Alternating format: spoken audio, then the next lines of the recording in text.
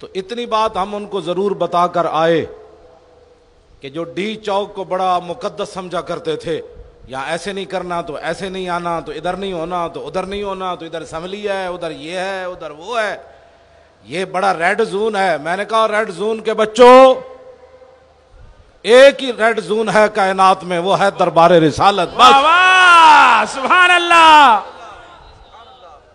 یہ کوئی red zone بنا بنا کر ہمیں، اب جو لوگ باتیں کرتے ہیں آپ کم از کم ان کو اتنا تو جواب دیں کہ اور انہوں نے کچھ بھی نہیں کیا تو کم از کم غازی صاحب کے جنازے کو بھی انہوں نے غلط استعمال نہیں کیا، اور غازی صاحب کے 40ویں کو انہوں نے اہل سنت و جماعت کی بیداری، غیرت اور اہل سنت کا مستقبل جو روشن بنایا وہ تو مانو۔ تم تو ہمیشہ اہل سنت کو ڈراتے تھے، ہمارے ساتھ نکلتے ہی کوئی نہیں ہے، یہ سنی بس مایوسی کرتے ہیں، یہ جان ہی نہیں دیتے۔ 17 لاکھ ایجنسیاں کہتی ہیں، ویسے تو 25-30 لاکھ بندہ نکلا، تو 25-30 لاکھ جو سنی روانہ ہوئے اور 24 کلومیٹر ان پر آنسو گیس پھینکی گئی، اور یہ آگے بڑھتے رہے، کس کے لیے؟ کسی کے لیے بھی نہیں، کسی کے لیے بھی آگے نہیں بڑھے، صرف میرے آقا و مولا کی عظمت و شان کے لیے آگے بڑھے۔ سبحان اللہ۔ اہل کراچی بہت بہت مبارکوں کے مستحق ہے، اہل سندھ بہت بہت مبارکوں کے مستحق ہے۔ ایک ہے اسلام آباد سے ڈی چوک پہنچنا، ایک ہے کراچی شہر سے جا کر ڈی چوک پہنچنا، واہ واہ، سبحان اللہ۔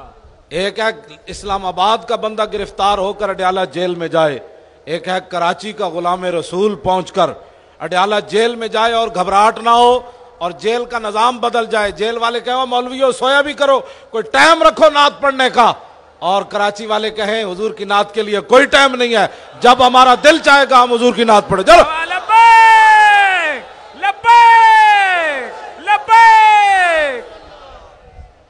چاہیے تو یہ تھا کہ جن لوگوں سے کوتاہی ہوئی تھی وہ آ کر، چلو ڈاکٹر صاحب کی اگر عمر چھوٹی ہے، ان سے شرم آتی تھی تو پیشوائے اہل سنت سے معافی مانگ لیتے کہ ہم سے غلطی ہوئی۔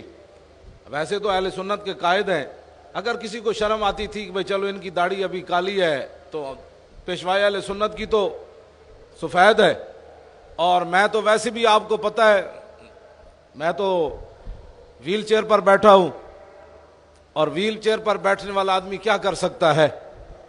وہاں جب وہ پولیس والوں نے مجھے پکڑا 23 جنوری کو، تو پولیس افسر کہنے لگا کہ جب تیری تقریر سنو تو ناموس رسالت پر بات کرتا ہے، تو نبی کا ٹھیکیدار ہے۔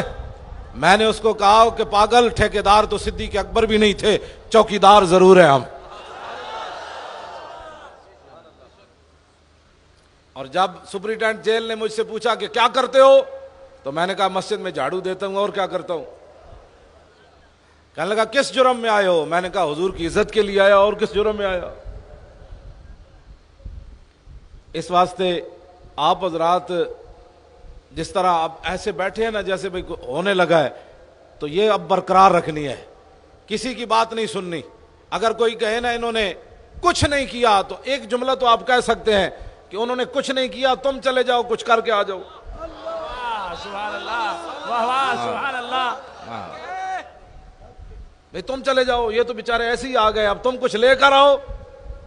تو جب کرنے بھی کچھ نہیں ہے اور خواہ مخواہ تنقید کرنی ہے، اور اہل سنت و جماعت کا جو یہ بلند ہوا ہے کردار، اب یہ ایسے نہیں ہے، پوری دنیا چھیڑ گئی، خاموش ہو گئی۔